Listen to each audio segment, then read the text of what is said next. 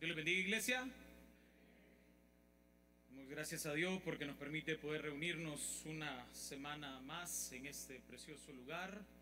Antes de pasar a la palabra de Dios, quisiera darle un espacio. Quien solicitó nuestra hermana Graciela, pues quiere compartir algo muy importante con nosotros. Hermana, le dijera que subiera, pero esas gradas son un peligro, así que me bajo con usted. Bien, 1, 2. Que el Señor le bendiga esta mañana. Creo que no me podía quedar callada ante la misericordia del Señor. Yo fui diagnosticada con cáncer en el 2019 y el Señor fue bueno y fiel. Pues estos días atrás yo me había estado sintiendo mal, tenía 2 años de no chequearme y el Señor es tan lindo, tan bueno. Me sometí a los procesos, a los TAC, y para la gloria de Dios quiero decirles esta mañana: estoy limpia de cáncer. El Señor una vez más lo hizo. Y quiero decirle esta mañana a alguien que está acá, no sé si está lidiando con una enfermedad propia o de algún pariente cercano, quiero decirle que el mismo Dios que hizo milagros antes los está haciendo hoy. Amén. Que no hemos creído en un Dios que no puede, sino en el Dios de lo imposible. Que no nos hemos equivocado. Cuando el Señor dice que los que esperan en Él no serán avergonzados, es una realidad. Y quiero decirle también que no sé qué va a pasar, si el Señor lo va a sanar o va a sanar a su pariente, pero sí estoy segura de algo, y es que la voluntad del Señor es buena, agradable y perfecta. Y le doy gracias al Señor una vez más porque Él me ha permitido la vida, porque sabe que soy el pilar de mis hijos y porque sé que Él tiene un plan y un propósito que aún no se ha cumplido. Así que le doy gloria y honra al Señor porque Él me ha sanado. Amén. Jehová Rafa.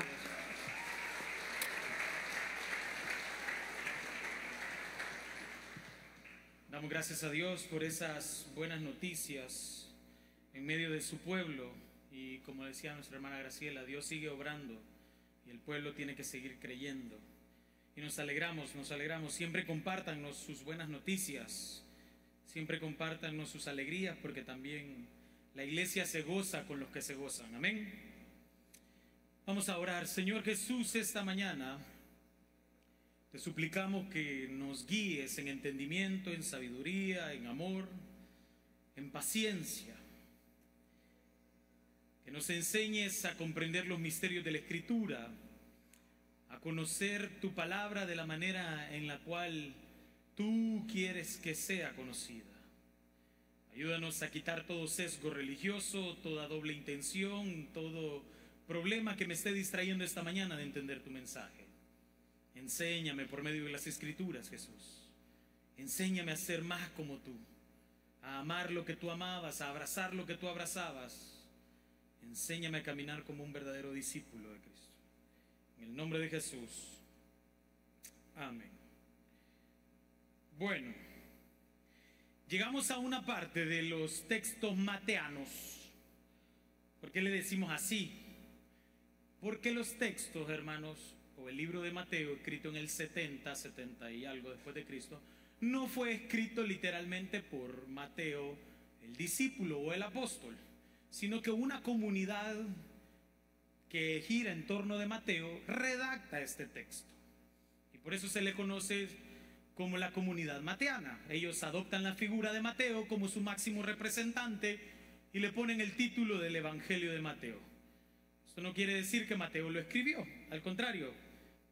Muchas de las referencias que encontramos en el Evangelio de Mateo son referencias al Evangelio de Marcos. Y Marcos, porque fue escrito 20 años antes de que fuera escrito Mateo, es como la fuente primordial de la que beben Lucas y Mateo. Llegamos a una de esas partes de la Escritura donde todos, la iglesia, debemos de estar dispuestos a desaprender, donde todos debemos de estar dispuestos a olvidar lo que conocemos para aprender lo que Dios quiere que conozcamos. Donde algunos de nosotros probablemente hoy el mensaje sea un poco distinto, chocante, pero quiero hacerle una invitación que la he hecho desde que comencé a predicar hace más de 3 años acá, o 2 años y medio acá. Tome notas, apunte y pregunte. No saque ninguna conclusión umbilical. Analice lo que está escuchando. No se crea todo, pero tampoco niegue todo. Antes de entrar al texto, yo quiero darles un contexto muy breve pero muy necesario. En los capítulos anteriores vimos a un Jesús, estamos estudiando el libro de Mateo, que se presenta en días previos a su crucifixión, y viene Jesús y se ha venido confrontando con los escribas, con los fariseos y con las élites religiosas. Jesús ha estado en una constante confrontación, acusándolos, señalándolos, diciéndoles un montón de verdades. Y los religiosos ya están en un punto de quiebre y de fricción política y social con Jesús. El ambiente está tenso. El ambiente en Jerusalén, en las regiones cercanas, está tenso. Los discípulos están tensos. Jesús está a punto de ser crucificado. Él no lo sabe, los discípulos no lo saben, pero Jesús sí lo sabe. Y Jesús ya está aumentando la tensión antes de su pasión. Cuando, según el libro de San Mateo, estas palabras que vamos a leer son dichas, probablemente esto sucede, esta narrativa de Mateo sucede en el año 30 y 33 después de Cristo. Es decir, Cristo habla estas palabras cuando tenía más o menos, ¿cuántos tenemos 33 años acá? Está grande la iglesia. Bueno, cuando tenía más o menos mi edad. Y el Evangelio de Mateo, ¿por qué le voy a dar esta perspectiva? Jesús habla a sus 33, pero el Evangelio se escribe casi 40 años después. ¿Ok? Esto es importante conocerlo. 40 años después aproximadamente se relata todo esto. Y es muy importante saberlo porque... Y una advertencia muy importante antes de leer el pasaje. La Biblia, este pasaje bíblico, como muchísimos otros, no pueden ser interpretados ni leídos de manera literal. Usted no puede tomar Mateo 24 y leerlo de manera literal. Usted no puede hacer eso. Tiene que saber entender lo siguiente. Para cualquier libro de la Biblia, su idioma original, su público primario, su contexto social, su contexto cultural, las palabras que se utilizaron, si vienen correctamente traducidas de la fuente original, y en este caso, que es muy importante, el género literario. La Biblia no está escrita todos en un mismo género literario. Entonces, ¿cuántos escribieron cartas de esas que quemaron la orilla, que hacían el gran tufo en la casa? Ahí están, ve, ahí sí levantan la mano. Vale, los señores que levantaron la mano. Ustedes utilizaban el género poético. Mientras quemabas con esos fósforos que ya te los acabaste a tu mamá, la carta iba una poesía para comunicar un mensaje. Muchas veces usabas otro tipo de carta para hacerlo de una manera más formal, narrativa, poética, histórica. ¿Cuál es el género literario de Mateo 24?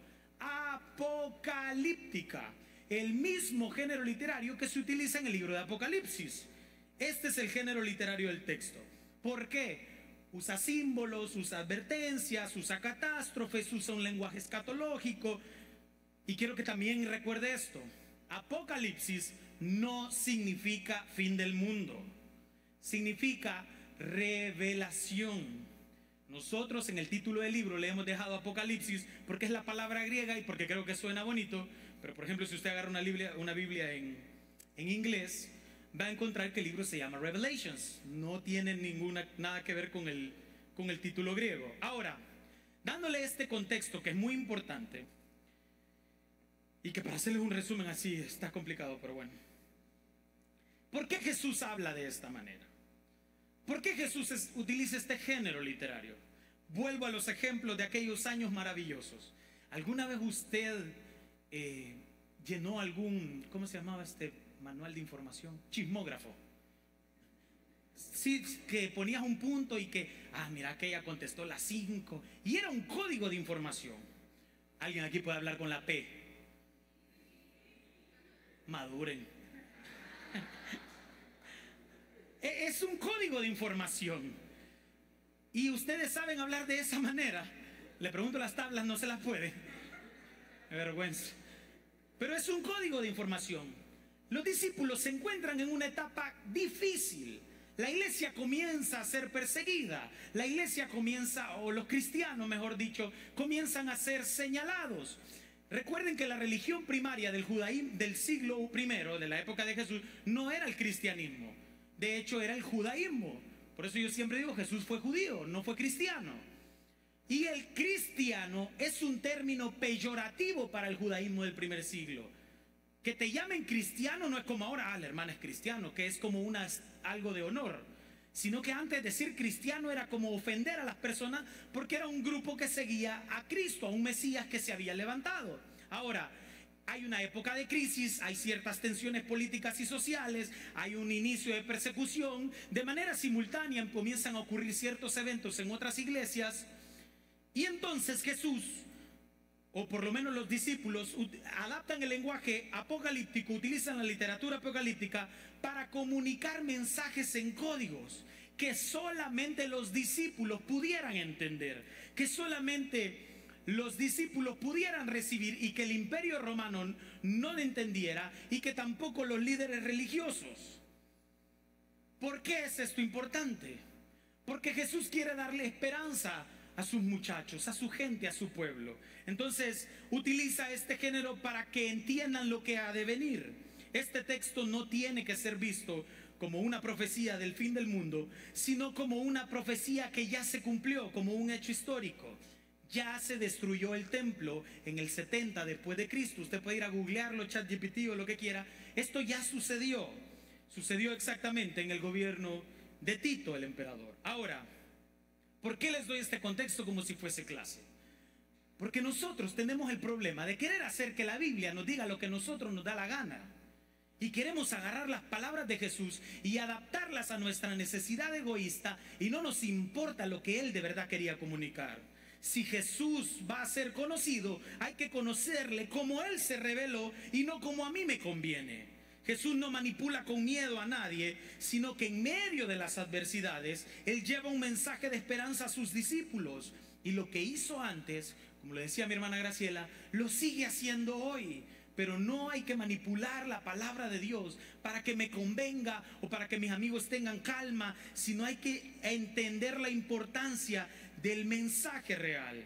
Jesús, iglesia, es una esperanza viva que muchos, por mucho tiempo, por muchos años, han tratado de manipular y de usar para encerrar a la gente en estos sistemas religiosos mismos que Jesús profetizó que caerían. Quiero que entienda algo antes de leer el texto. El propósito de Jesús es llevar a las personas a conocer su reino, su paz, su gozo y su esperanza, no el miedo. Ahora, ponga atención al mensaje de Jesús. Y por ello, como les decía antes, probablemente tengamos que olvidar aquella fe religiosa ciega que nos hace creer que ahí habita Dios. Mateo 24, vamos a ir verso por verso y rápidamente, dice lo siguiente. Cuando Jesús salió del templo y se iba, se acercaron sus discípulos para mostrarle los edificios del templo. Los discípulos están maravillados por la edificación arquitectónica del templo. Es precioso el templo. El templo, quiero que usted entienda que en Jerusalén el templo representaba el centro de vida social y política de los judíos. O sea, los religiosos se reunían ahí, ahí había comercio, ahí había, alrededor del templo había vida. Es como cuando ustedes van al parque acá central y comparten y se toman un chuco, unas papas chucas, todo está chuco aquí. Llevo 2 meses viviendo aquí, ¿no? Y así. Entonces como que van así es el templo es precioso, el templo es una edificación espectacular y representa, oiga bien esto, que ahí habita la presencia de Dios. Y es un estandarte increíble de la fe de los judíos, como un símbolo nacional. Entonces los discípulos le dicen a Jesús, mira qué precioso el templo, qué maravilla, qué paredes, qué acabado, Los discípulos están orgullosos porque ahí está Dios, ahí está la fe, ahí está lo que los distingue de los otros pueblos.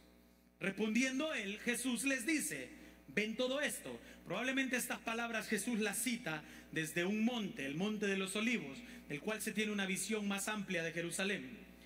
De cierto os digo, les dice Jesús, que no quedará aquí piedra sobre piedra que no sea derribada. Jesús en el monte de los olivos, desde lo alto viendo la ciudad, y estas palabras, imagínense los discípulos: qué bonita mi casa, qué bonito mi carro, qué bonita mi familia, qué bonito mi esposo, qué bonito mi esposa. De cierto les digo que me lo voy a destruir todo, les dice Jesús. Imagina el impacto, las palabras duras de Jesús, chocantes y quizás para algunos hasta ofensivas. Jesús le está diciendo a la gente: su templo, lo que tanto adoran, lo que tanto veneran, donde dice que está Dios, lo vamos a destruir.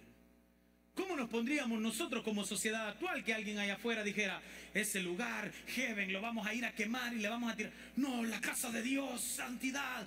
No puede ser, hermanos, hagamos cadena de oración para que Dios proteja estas paredes. Esto debió ser un golpe muy duro para los que escucharon este mensaje, por todo lo que representaba. Quizás nosotros no lo vamos a lograr dimensionar, pero tal vez tratando de hacer alguna analogía, imagine que alguien le diga, en este alguien es Dios, es Jesús, te diga: amigo, tu casa la voy a destruir y ni una piedrita va a quedar de pie. Y vos te quedás: pero si en mi casa yo tengo a mi familia, mi altar familiar, mi devocional, tengo una Biblia abierta por cuarto, todo Marcos Witt en la sala, Danilo Montero en el comedor, arriba Chichi Peralta. O sea, ¿por qué me la querés destruir? Si ahí está, en mi aura, en mi lugar de descanso, en mi lugar de intimidad, fue la promesa que vos me diste, fue el lugar. Está bien, no pasa nada, eso es cierto, pero te lo voy a destruir igual. Imagina el golpe a la religiosidad de ellos. ¿Por qué pasa esto? Porque los discípulos, parte del judaísmo también, y la gente en general, tenían un sistema religioso obsoleto, cruel e hipócrita, que lo único que hacía era satisfacer los deseos egoístas de los grandes líderes religiosos, de los grandes grupos religiosos y de la gente que cree en Dios sin amor. En ese lugar se vendían las ofrendas, se estafaban a los pobres, se le hacía pagar penitencias a la gente, se le decía al hermano cuando se congregaba: no, hermano, pero tiene que dejar esto, deje de escuchar esta música, córtese el pelo, cámbiese la camisa, tiene que ofrendar, sobresellado, el principio de año traiga todo el dinero que tiene, corte su relación, cámbiese aquí, cámbiese allá, y todas las cargas que pone el sistema religioso. ¿Eso pasa dónde? En el templo. No, es que si vos querés congregarte en heaven, tenés que ser así, tenés que ser allá, y hermana, tiene que comenzar usted, ¿verdad?, a crecer espiritualmente, porque Dios tiene que hacer. Y empezás a ponerle una carga de un sistema religioso obsoleto, cruel e hipócrita hacia otros. ¿Y Jesús qué dice? Yo voy a derribar ese sistema, voy a derribar ese templo, y voy a derribar todo aquello que estorbe al avance del reino de los cielos. Cuando Jesús hace la obra en la vida de las personas, Él no edifica sobre viejo fundamento. Él no va a venir a tu vida y te va a decir: no, tranquilo, seguí así y yo hago mi casita a la par. El Señor no está estableciendo mesones en tu vida, está estableciendo un reino, y el reino necesita espacio, y para que ese espacio sea hecho hay que demoler ciertas cosas de tu vida. Hay que quitarlas, hay que arrancarlas. Hay que arrancar un poco de religiosidad, hay que arrancar ciertos hábitos, hay que arrancar ciertas conductas, porque Él no edifica sobre viejo fundamento. Y todo aquello que usted y yo hayamos levantado como sagrado, como santo en nuestras vidas, nuestras casas, nuestros matrimonios, si tu reputación, si tu ministerio, si tu religión, si tu imagen, si tu emprendimiento, si tu misma iglesia, si tus metas, si tus sueños, todo, tus hijos, lo que hayas puesto por encima de Dios, lo va a derribar. Lo va a derribar. Si has puesto por encima del reino de Dios algo más que no sea Cristo, te lo va a derribar. Ojo, si sos de Él. Si no le importás, no te preocupes, vas a disfrutar de todo lo que tenés.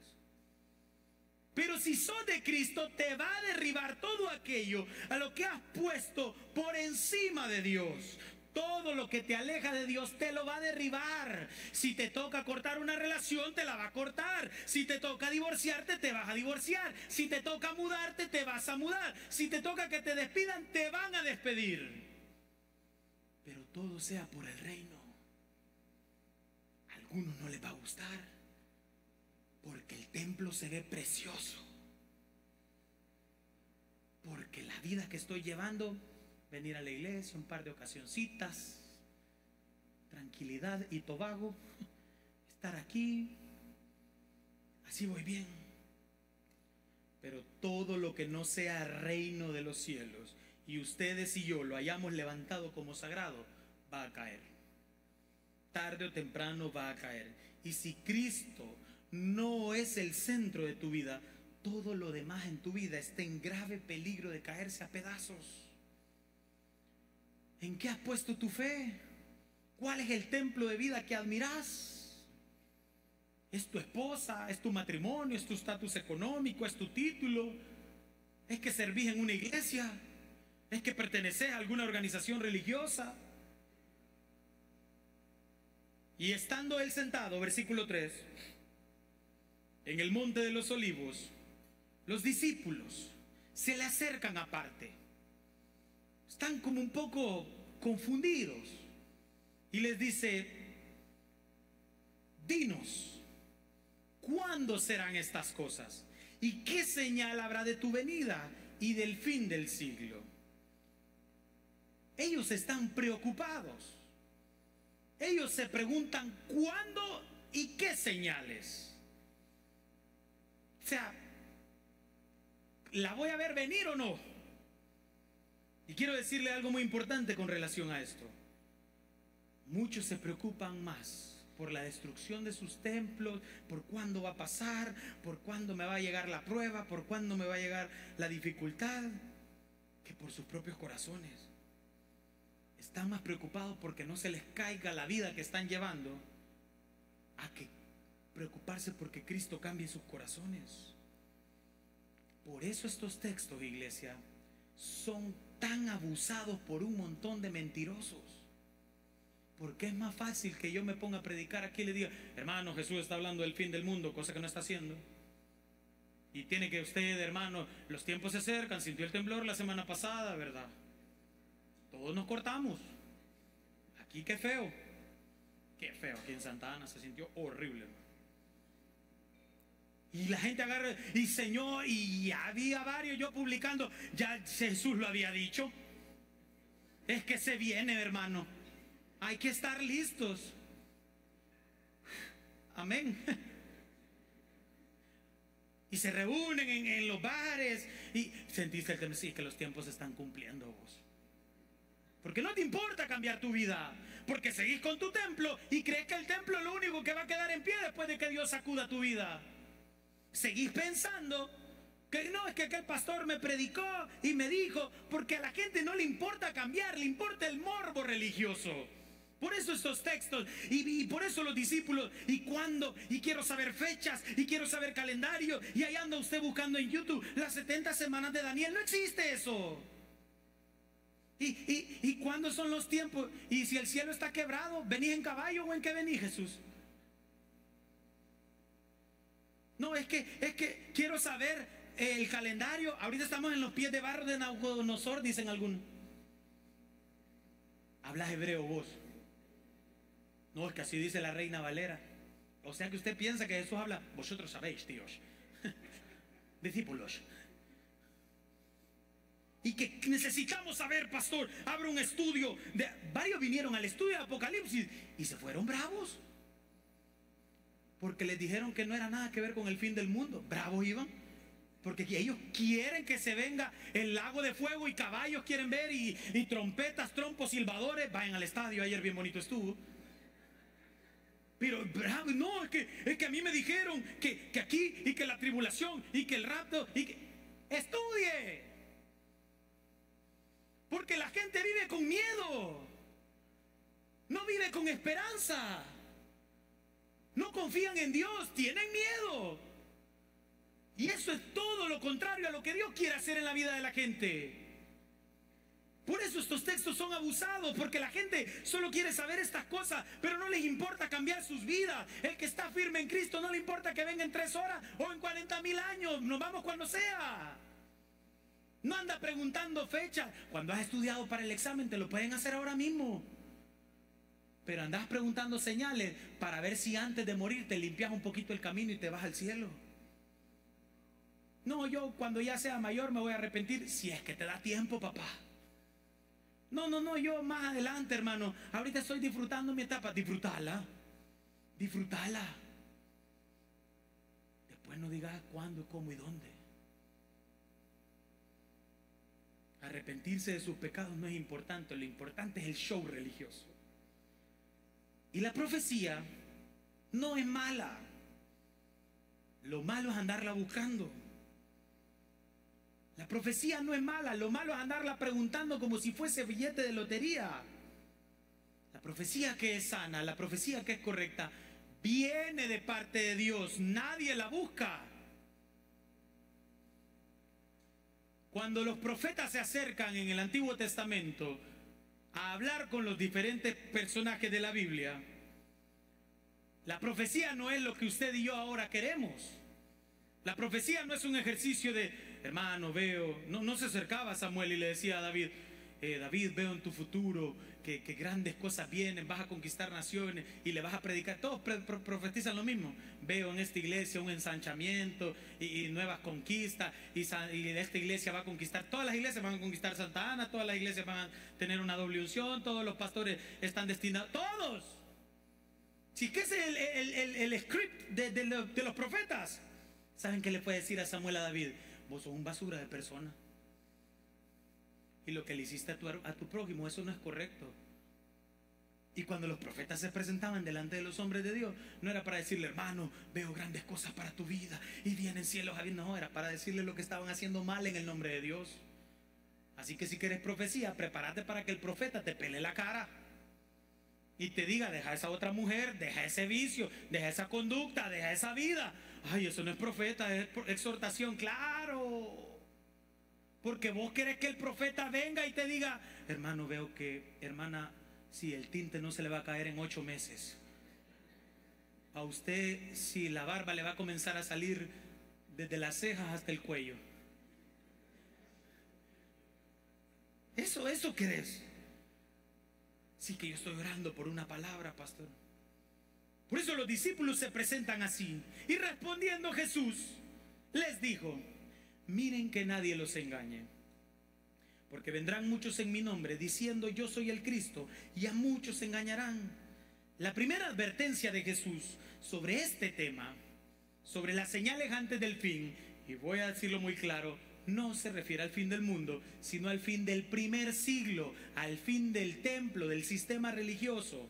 La primera advertencia es, piensen, no se dejen engañar. Sean todos responsables de su fe. Aquí muchos de los que se congregan en Heaven, y lo digo con mucho amor y respeto, vienen lastimados de otros lados, vienen heridos y vienen culpando a otras personas por lo que sienten en su corazón.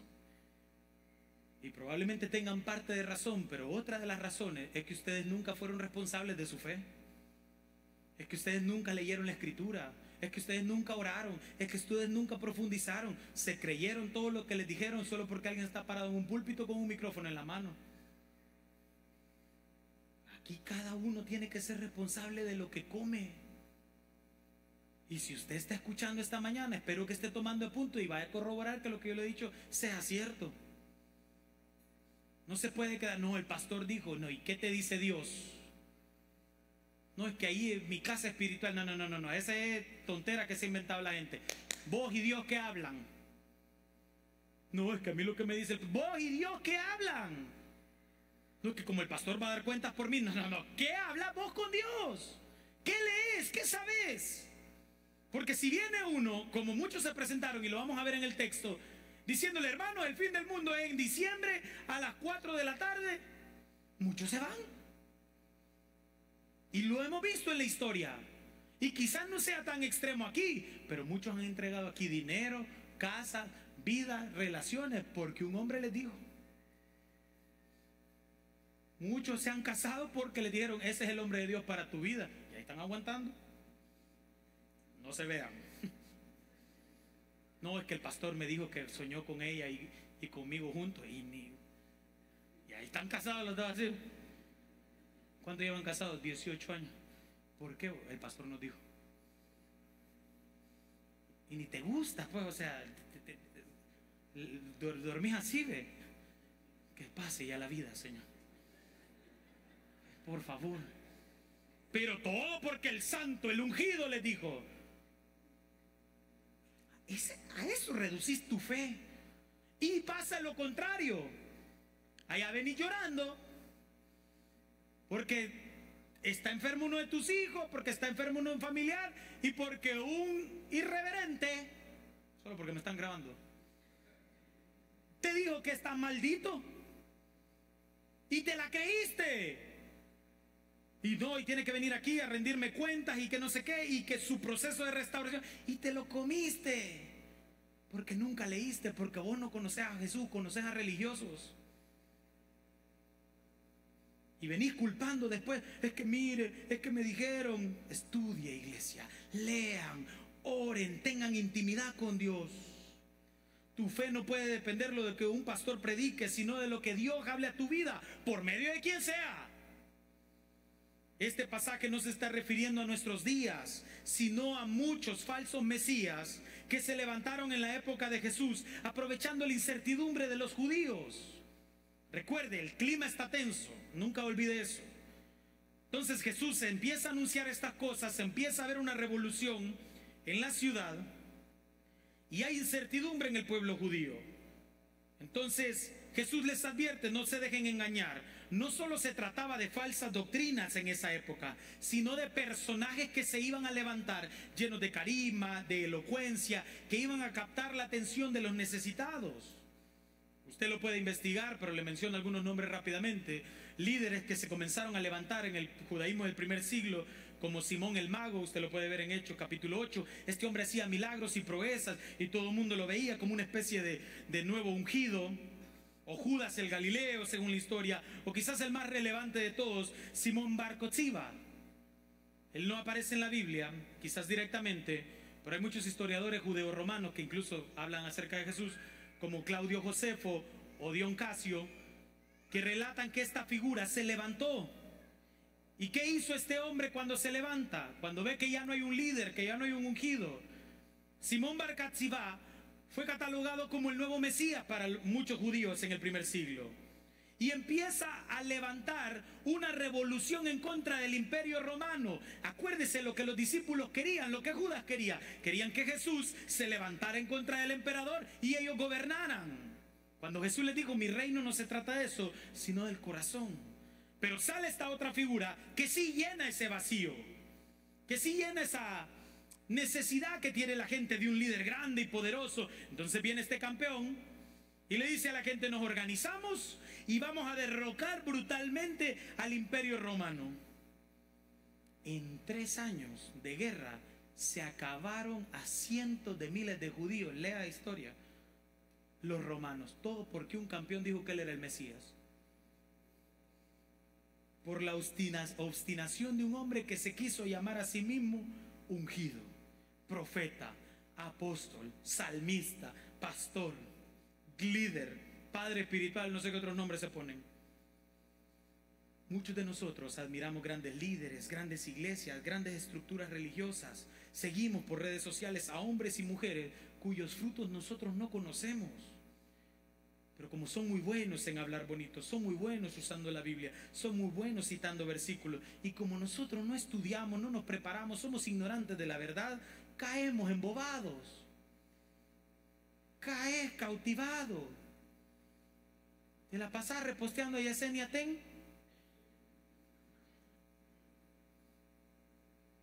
Es que una mujer así necesita el Salvador. No, de verdad. De verdad. O sea que ustedes, el consejo que, o yo como padre, el consejo que le doy a mi hijo, Tiago, si ves a alguien que habla chivo, andate con él. ¿Ustedes creen que la mayoría de pederastas, secuestradores, violadores, llegan a los menores de edad con palabras, ¡hey, te voy a violar vos!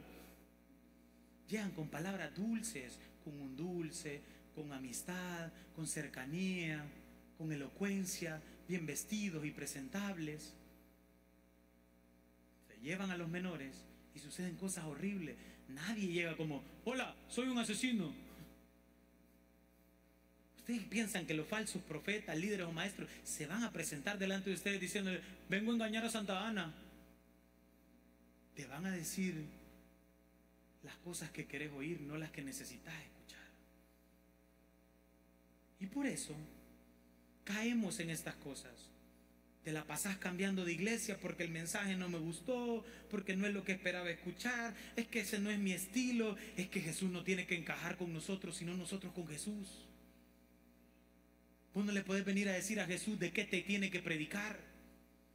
Vos no le podés venir a decir a Jesús, Señor, mira, ahorita toda esa onda que tenés de cambio de vida y lo demás está bueno, pero ahorita necesito esto. Vos no le podés venir a decir al alfarero que te haga como vos querés.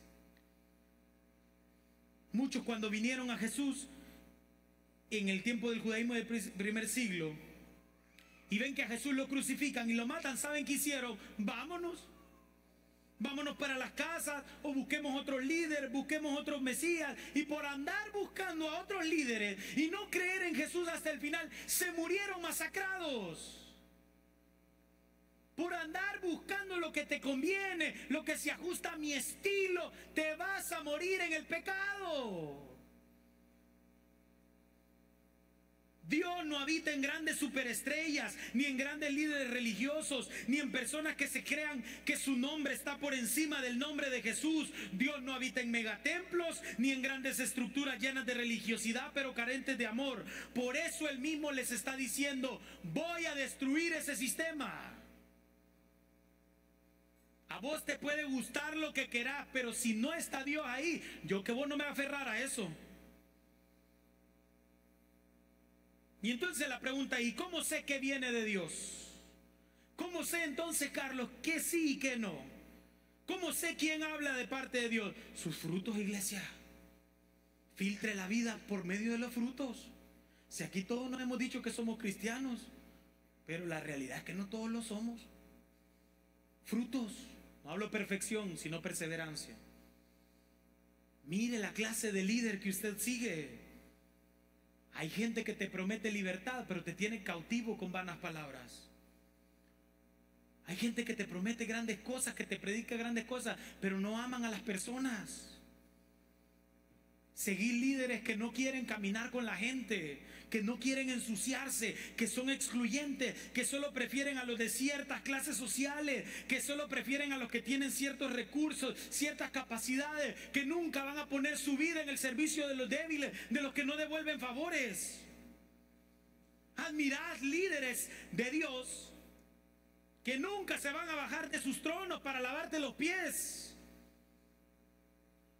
De nada sirve que nos pongamos a hablar grandezas del Espíritu Santo si esas grandezas no se manifiestan en amor en el día a día.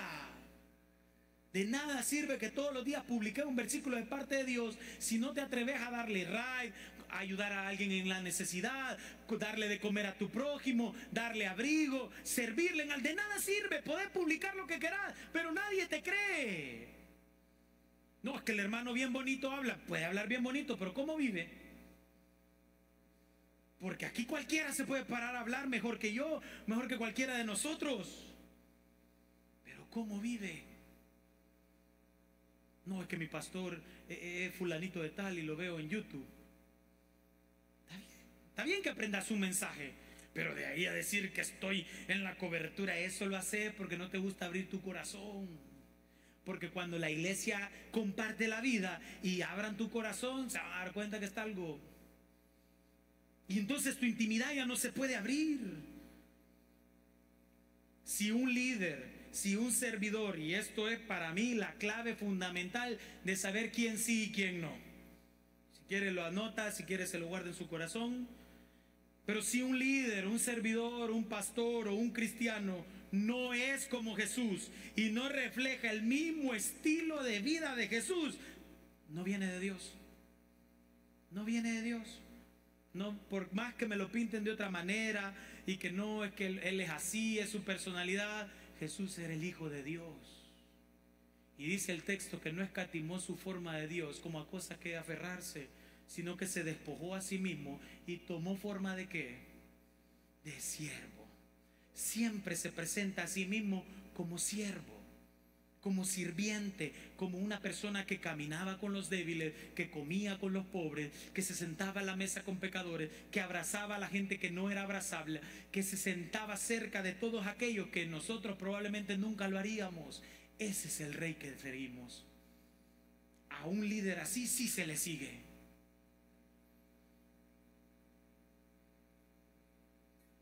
Pronto iniciaremos una aventura en Metapán. Y varias veces me han preguntado, ¿y por qué Metapán? Y yo les voy a ser sincero. Moisés un día en febrero me escribió y me dijo, vamos a Metapán. Y yo le hice caso. ¿Y por qué le hiciste caso? Porque llevo 11 años caminando con él. Y ha caminado conmigo, ha llorado conmigo, me ha alimentado, me ha ayudado, me ha mostrado su vida entera. Nunca se mostró como un líder autoritario, nunca se mostró como un pastor superficial. Me ha llevado al aeropuerto, le ha dado de comer a mi familia, me ha abrazado cuando todos me juzgaron, se ha ensuciado conmigo, hemos caminado bajo la lluvia, hemos venido a hacer limpieza a todo este templo, hemos colgado luces. Vi a mi pastor hacer todo lo que la gente no quiere hacer.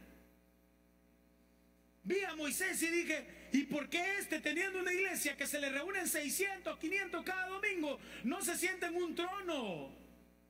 ¿Por qué se levanta a las 5, 4 y media de la mañana a cargar cajas? Si lleva 15 años, tiene 2 iglesias. ¿Por qué? ¿Por qué no se ve tan radiante si es el pastor de una iglesia que es más o menos conocida en redes sociales? ¿Y por qué viene aquí? ¿Y por qué David Bonilla se sube? ¿Y por qué? ¿Por qué? Dije yo. ¿Por qué me deja comer en su mesa? ¿Por qué me dejó dormir en su cama? ¿Por qué me pagó mis estudios? Y yo dije, a ¿cómo no lo sigo? Si se ha dejado su vida por nosotros, los débiles, los que nadie hubiera dado nada. Pero nosotros nos dejamos deslumbrar porque el hombre llega con un séquito de guardaespaldas y le cargan la Biblia y le apartan el asiento adelante y se sienta. Ya vino el apóstol. Y les aseguro esta mañana a los que nos visitan por primera vez que si Moisés estuviera aquí, ustedes ni supieran quién es. Ni supieran dónde está sentado, pues lo vieran ahí todo. Oh, tal vez los zapatos los mismos, lleva usando 15 años aquel. Y oiréis, les dijo Jesús, guerras y rumores de guerras. Y mirad, no os turbéis, porque es necesario que esto acontezca, pero aún no es el fin. Porque se levantará nación contra nación y reino contra reino, y habrá pestes y hambres y terremotos en diferentes lugares. Esto, repito una vez más, y queda grabado por si lo quiere volver a ver, no es señal del fin del mundo, sino final del primer siglo de la destrucción del templo. Es una señal de lo que iba a acontecer antes de la destrucción del templo. Usted puede ir a investigar algunas referencias de cómo, por ejemplo, Tácito y Suetonio hablan de enfermedades epidémicas en el primer siglo, de guerras o revueltas como las que le mencioné de Bar Kokhba, de luchas entre judíos y samaritanos, de pleitos que habían, por ejemplo, en África del Norte y en Britania, o de en Roma con Mesopotamia, o de la hambruna que hubo en el año 46, que se menciona en el libro de Hechos capítulos 11 y que también historiadores como Claudio Josefo mencionan. Fue tan grave esa hambruna, iglesia, que ahí mismo, por eso Hechos habla de que tuvieron que recolectar recursos para los creyentes. Entonces, ¿por qué le doy estos datos? Porque estas cosas ya se cumplieron. Ya se cumplieron. El terremoto que hubo o el temblor que hubo la semana pasada no es señal antes del fin. El terremoto que era la señal antes del fin del templo sucedió en el año 60 en Pompeya. Y de ahí surgió la erupción de aquel famoso volcán llamado Vesubio. Todo lo que Jesús dijo ya se cumplió. Todas estas crisis, todos estos sucesos se cumplieron al pie de la letra. Probablemente esto sea incómodo pero que yo creí que ya al fin y a mí me dijeron. Y él viene y dice algo interesante, verso 8. Y todo esto será ¿qué? Principio ¿de qué? De dolores. Maravilloso. Esta frase es espectacular, porque Jesús utiliza una metáfora, otro género literario, y utiliza la metáfora del parto. Hoy hay varios bebés aquí, gloria a Dios por ello. Y utiliza la metáfora del nuevo nacimiento, que es un proceso doloroso, pero progresivo, y que no es el fin. Jesús no está hablando del fin del mundo, sino del fin de una época, de un sistema que solo traía dolor al pueblo, pero que en medio de ese dolor viene una nueva esperanza y algo nuevo va a nacer. Después de esas tribulaciones, después de esos problemas, después de la destrucción del templo, algo importante se iba a establecer en el mundo. ¿Y qué era? El reino de los cielos. De la crisis del primer siglo, de todos estos rumores de guerra, temblores, de hambrunas, nace una nueva esperanza de fe que nos alcanzó hasta hoy en día. Nace el pleno poder del reino de los cielos. ¿Pero para quiénes? Para los que no podían entrar al templo, para los débiles, para los sin esperanza. Nace un camino que ya no requiere una liturgia para llegar a Dios, sino que ahora, sin grandes estructuras religiosas ni grandes barreras que solo cargan al pueblo, ahora podés llegar al Padre. Eso es lo que Jesús está haciendo con ese dolor. Pero tu dolor, tu crisis, tu angustia, ¿qué están haciendo de ese problema que estás teniendo hoy? Del dolor que estás experimentando hoy, de la enfermedad, de la escasez, de la dificultad, de la desilusión. ¿Qué está pasando con esa angustia en tu vida? ¿Qué es lo que Dios está haciendo en medio de tu dolor? ¿Qué estás aprendiendo de tu dificultad? Si en medio de tu dolor,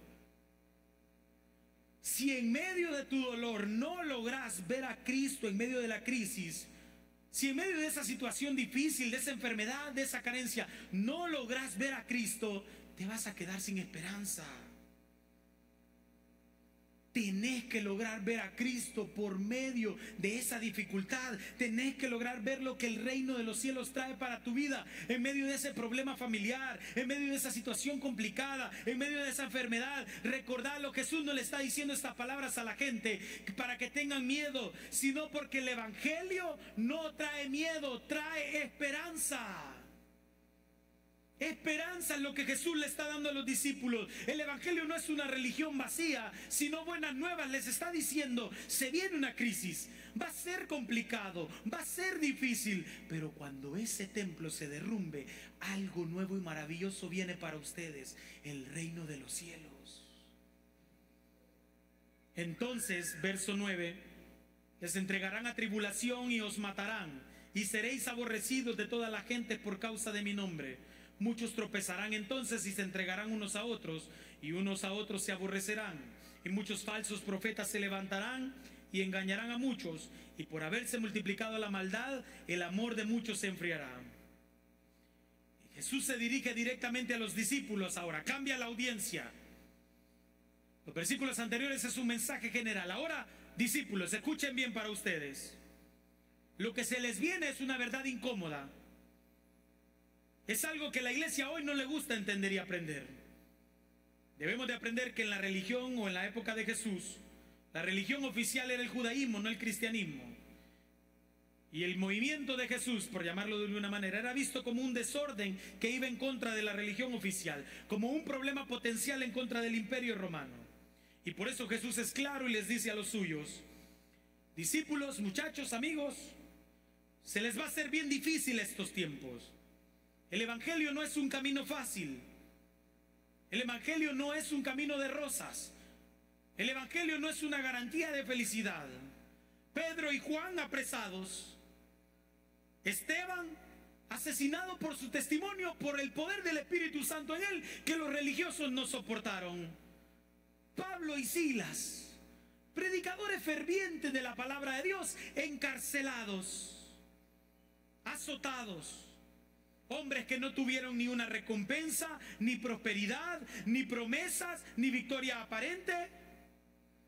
Para los pilares de la iglesia no hubieron cielos abiertos, sino que con un gran testimonio y el poder del Espíritu Santo que habitaba en ellos, Jesús, Dios y su reino se manifestaban en medio del dolor de los discípulos. ¿Y saben qué pasó en medio del dolor de estos hombres? En medio de la cautividad de Pedro y Juan, en medio de las cárceles y las cadenas que tenían Pablo y Silas, en medio de la lapidación de Esteban. A Esteban lo matan apedreado. Probablemente Pablo estaba ahí como testigo. ¿Qué pasa en medio del dolor? ¿Qué pasa en medio de esa circunstancia difícil? Adivinen qué sucedió. La iglesia creció y el poder de Dios se hizo más grande. Por eso yo no comparto que por un lado me digan grandes cosas vienen y que nadie sufra para que esas cosas grandes sucedan. No hay gloria sin sacrificio, iglesia. Y por eso yo no me puedo casar con el discurso de que muchos de nosotros tenemos, de que Jesús murió en una cruz para que usted estrene carro, de que Jesús se fue sacrificado en una cruz, azotado, golpeado, escupido y vituperado, para que a usted se le ronque el pequeño deseo de pedir una casita. No, es que yo quiero que Dios bendiga mi emprendimiento. Es que yo estoy poniendo toda mi fe en este proyectito de vida. Servirle a nadie, ayudar a nadie, predicar nada, todo yo. Es que Cristo murió por mí, sí, pero no por tus caprichos, sino por la necesidad de que tu pecado, mientras vos andas pidiendo casa, carro, tele, esposa, hijos, tu pecado por dentro te está matando y no te va a dejar disfrutar nada de lo que estás pidiendo. No, es que grandes cosas vienen y a mí me gusta que me digan que voy a ir de victoria en victoria y quiero escuchar las promesas de Dios para mi vida. Pues ahí está la promesa para los discípulos. Tribulación, dolor, sufrimiento, angustia. Carlos, qué pesimista el mensaje. Es que el evangelio es difícil y para que otros sean ayudados, alguien tiene que pagar el precio.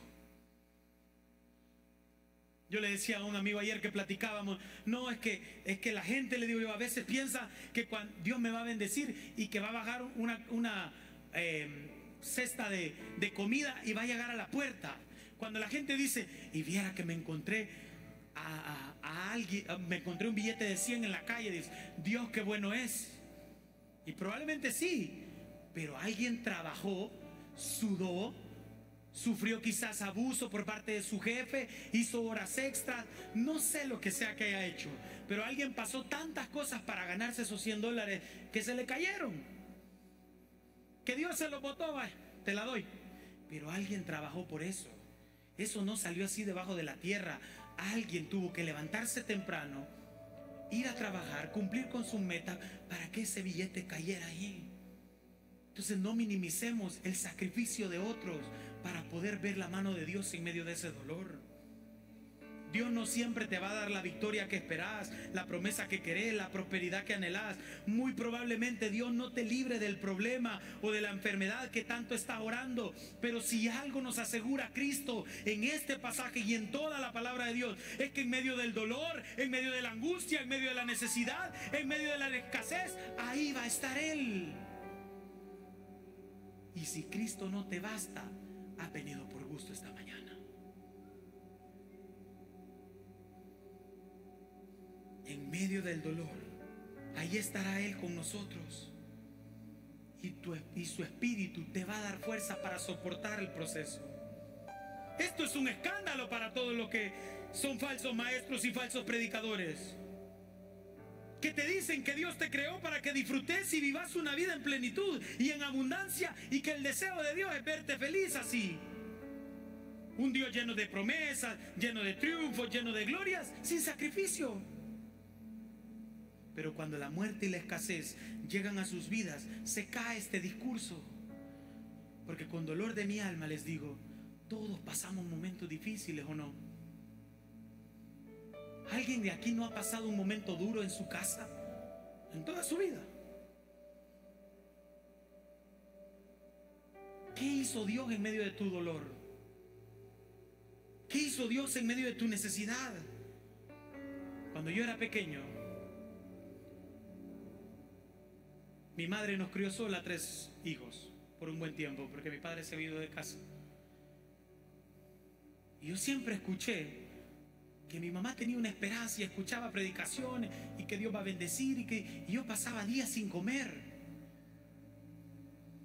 Y yo pasaba días viendo a mi mamá diciéndonos: acuéstense, mañana va a haber algo. Y dormíamos en un camarote y mi hermano menor y yo dormíamos con mi madre y arriba dormía el mayor. Y yo no entendía. Yo tenía 6, 7 años. ¿Por qué yo estaba aguantando hambre si Dios era bueno? ¿Por qué? ¿Por qué? ¿Por qué mi papá me abandonó si... Después volvió el viejo, porque queda grabado y el viejo se puede enojar. Volvió. Y lo amo. ¿Pero por qué? ¿Por qué los otros niños tenían papá y yo no tenía papá? ¿Dónde está el discurso de la prosperidad ahí? Si nosotros íbamos a la iglesia, mi abuelito era pastor, mi mamá nunca metió otro hombre a casa, no que yo viera, y como la casa medía 2 por 2, ni que quisiera. ¿Por qué?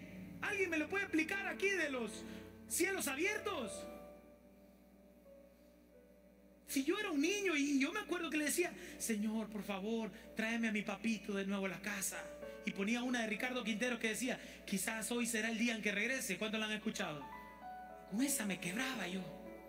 Porque yo decía: quizás hoy será el día que regrese y su rostro acariciar. Nunca volvió. Y años tras años orando: Padre, restaura mi familia. Padre, danos comida hoy. Y no había comida y no había familia restaurada. ¿Quién de la audiencia me puede responder por qué?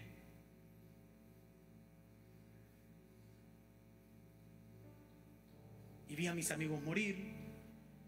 Y vi cómo creció el fenómeno de las pandillas. ¿Y por qué pasa esto? ¿Y por qué no me hacen los exámenes? ¿Y por qué no he pagado? ¿Y por qué aquí? ¿Por qué en los zapatos de plástico? ¿Por qué no me alcanza? ¿Por qué los niños estrenan y yo no? Y en medio de ese dolor disfruté tanto la vida.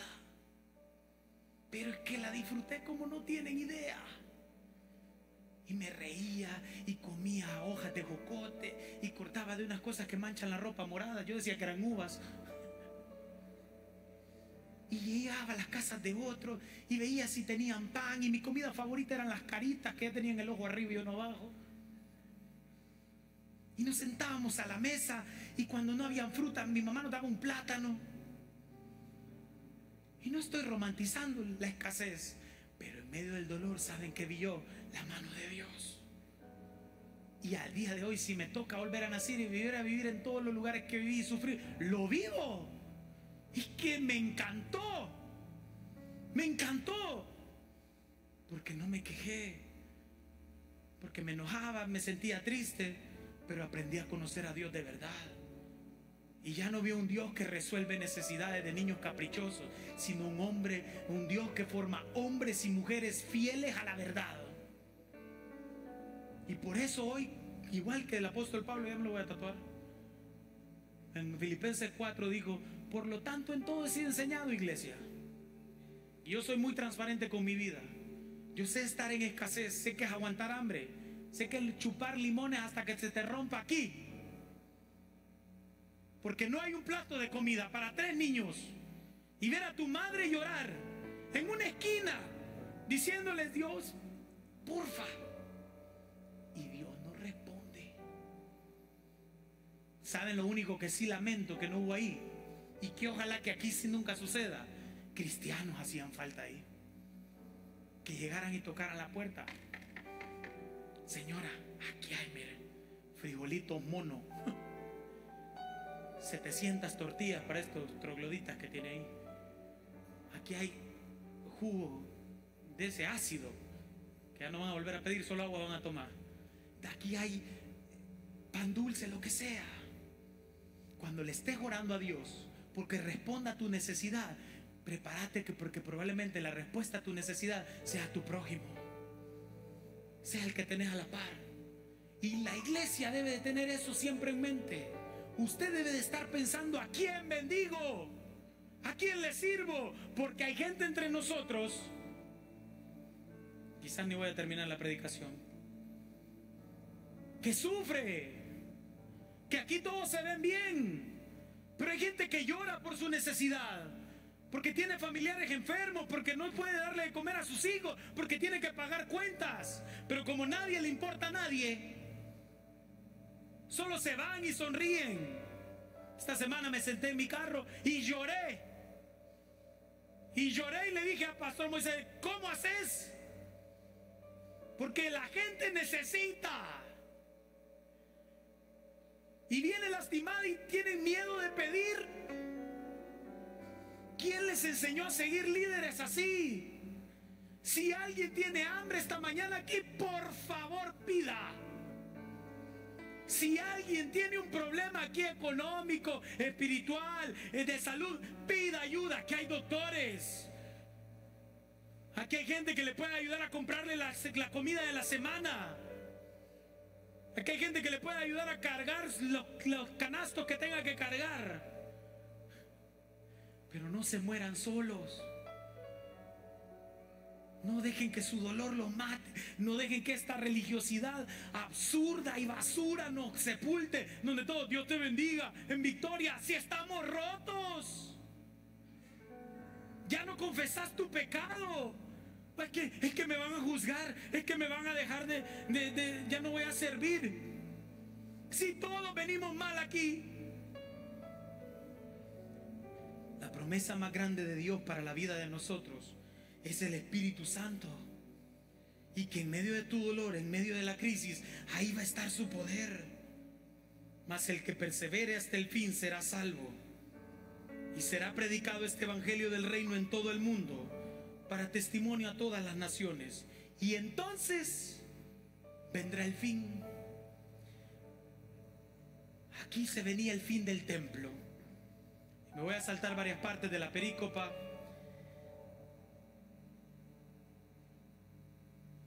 Pero quiero que entienda esto para terminar. Vienen momentos difíciles, momentos duros. Jesús se lo advierte a los discípulos y Jesús se lo advierte a la iglesia constantemente. Pero el mensaje de Jesús, por medio de su palabra, para ellos y para hoy en este tiempo es: no se rindan. No se rindan. No se rindan. Permanezcan en Cristo. Permanezcan en Él. No se cansen del camino. Perseveren hasta el final. Jeven, no se rindan. El camino de Jesús es de perseverancia. En los momentos duros es de seguir y seguir y seguir. Prediquen, compartan el amor, sigan con la misión. Aún en medio del caos, el reino no se detiene. No se rindan. Si has pecado esta mañana, no te rindas. No dejes que tu pecado gane. No te rindas. Si has hecho algo horrible, no te rindas. Confesalo delante de Dios, porque ningún hombre perdona pecados. Y seguí. Caminá. Aún con golpes, aunque te critiquen de hipócrita, seguí, por favor. No, es que yo no le puedo servir al Señor así, porque los hermanos dicen que yo no soy digno. Que no importe eso, por favor te pido, camina con Cristo. Por cuanto veáis el lugar santo, por tanto, cuando veáis en el lugar santo la abominación desoladora de que habló el profeta Daniel, el que le entienda. Me encanta este pedazo porque Jesús prácticamente dice: estudien la palabra que les dijo Daniel.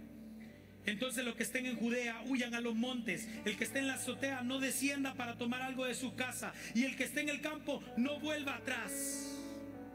Jesús le está diciendo a la gente: se viene un momento duro, un momento cíclico, un momento catastrófico.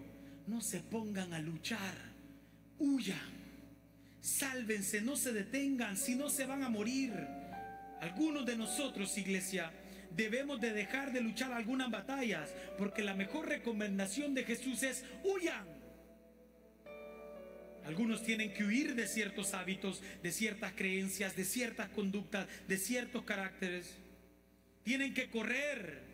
Tenés que huir de ciertas conductas sexuales. Tenés que huir de ciertos pensamientos. Tenés que huir de ciertas conductas en tus hogares. Algunas mujeres de aquí tienen que huir de ciertas relaciones sentimentales. Dios no te está diciendo orar para que cambie, te está diciendo huir o te vas a morir. Algunos hombres seguimos sosteniendo relaciones que solo están matando nuestro corazón. Y si algo te está pidiendo Dios esta mañana, no es que luches, es que huyas. No es que agarres armas espirituales, es que corras y te salves. No se aferren a sus cosas, no se aferren a sus propiedades, no se aferren a sus pertenencias, no se aferren a su reputación. Si todo esto te lleva a tener problemas, no vale la pena. Algunos quieren huir, pero quieren llevarse todo lo que puedan. Y la verdad es algo bien duro, pero Dios quiere salvarte a vos, no tus cosas. Y cuando Él dice sálvese quien pueda, Él no está pensando en tu casa o que saques lo más importante, sino en tu vida, en tu corazón.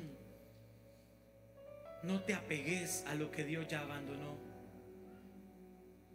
Quiero citar al pastor Moisés para terminar.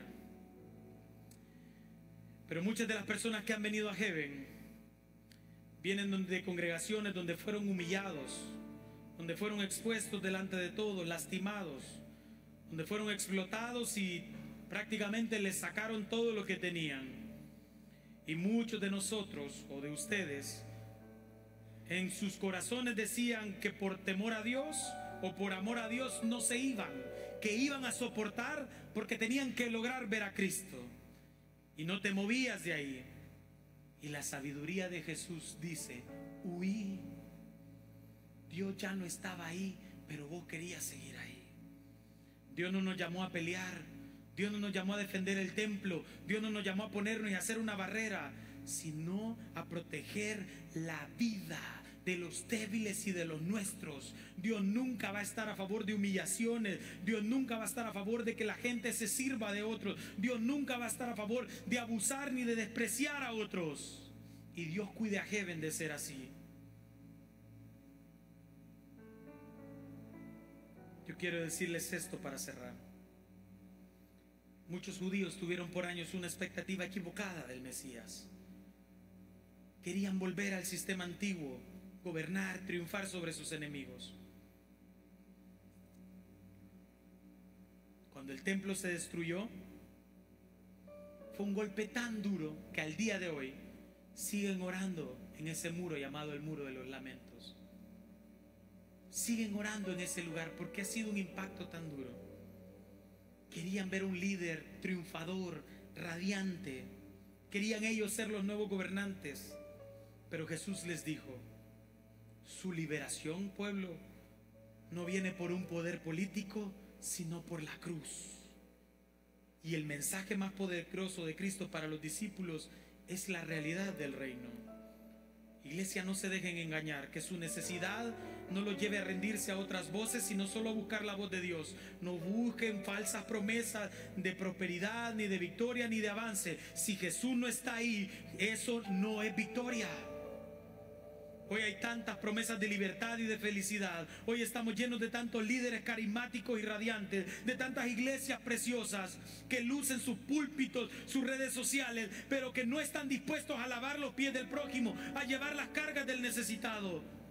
Iglesias que no aman compartir la vida con las personas, que solo buscan su porción del reino, su porción del milagro, su profecía, su promesa, pero nunca van a ser capaces de darlo todo por los demás.